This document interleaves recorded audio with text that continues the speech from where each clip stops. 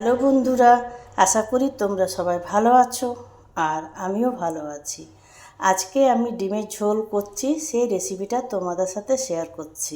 এদিকে তেল গরম হয়ে গেছে, তাতে আমি সরষের তেল দিয়ে দিয়েছি আর একটু হলুদ দিয়ে দিয়েছি। আর ডিম সেদ্ধ করে রেখেছি, আলু সেদ্ধ করে রেখেছি, পেঁয়াজ দুটো কেটে রেখেছি, আদা রসুন বেটে রেখেছি। এদিকে টমেটো নিয়েছি, শুকনো লঙ্কা নিয়েছি, জিরে ধনের গুঁড়ো নিয়েছি, হলুদ নিয়েছি, নুন নিয়েছি স্বাদ হিসাবে। আর ওই তেলে ডিম দুটো ভেজে নেব।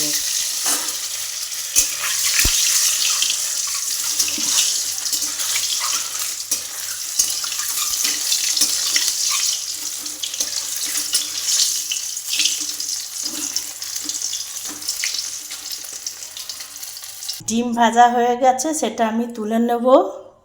ওই গরম তেলে পেঁয়াজগুলো দিয়ে ভাজবো।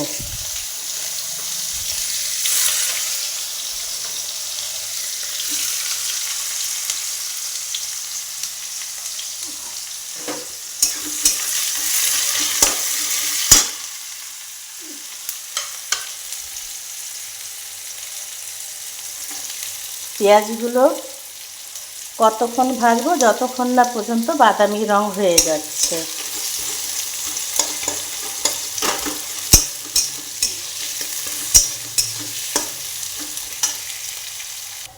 পেঁয়াজটা ভাজা হয়ে গেছে, আর তাতে আমি মশলাগুলো যেগুলো রেখেছিলাম সেগুলো দিয়ে দেব। যেমন টমেটো, আদা রসুনের পেস্ট, জিরে গুঁড়ো, ধনে গুঁড়ো, লঙ্কা গুঁড়ো, নুন স্বাদ হিসাবে, এই পেস্টটা আমি এটাতে দিয়ে দেব।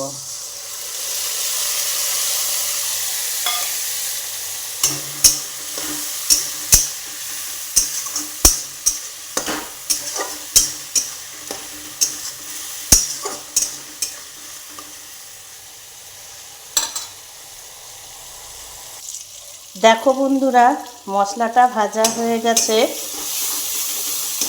তেল ছেড়ে দিয়েছে, খুব সুন্দর একটা গন্ধ বেরোচ্ছে।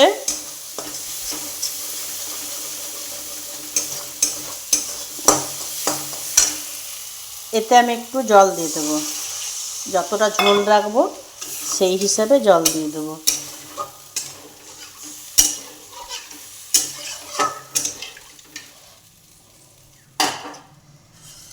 ওই ঝোলে আলু সেদ্ধ করাগুলো দিয়ে দেবো। একটু ফুটবে,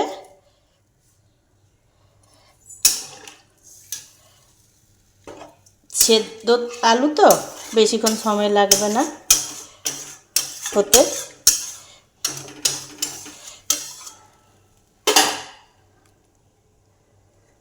আর ডিমগুলো দিয়ে দেবো। দেখো বন্ধুরা, ডিমের ঝোলটা আমার হয়ে গেছে, রঙটা খুব সুন্দর এসছে। আর এই রেসিপিটা আমি আমার মতন করে শেয়ার করলাম, তোমরা কে কীভাবে করো সেটা জানাবে। রাখছি, টাটা।